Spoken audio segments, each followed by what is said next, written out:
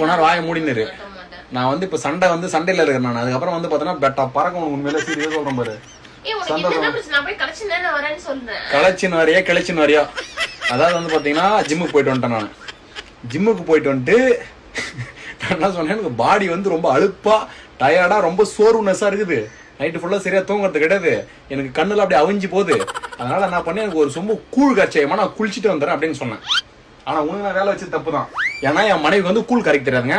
சீரியஸா சொல்றேன். நான் அது எம்எல் தான் மிஸ்டேக். ஏன்னா அவங்க வந்து டேட் லிட்டில் பிரின்சஸ்.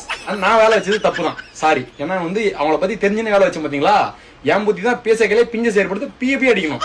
என்ன பண்ணிட்டாங்கன்னா, கூழ் கரைக்க சொன்னது தப்பு, கூழ் ஃபுல்லா போட்டா உப்பு அப்படின்ற மாதிரி.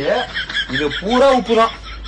அப்படியே வந்து ஒரே வாய் தெரியாம ஆசாசியா வந்து அந்த வந்த ஒரு டயர்ல எடுத்து வாயில விட்டா மூக்கல் வாயெல்லாம் குறைக்க பாருங்க. மீசெல்லாம் வந்து கூழு ஒரு சொம்பு கூழுக்கு 4 டப்பா உப்பு போட்டிருப்போம்னு நினைக்கிறேன்.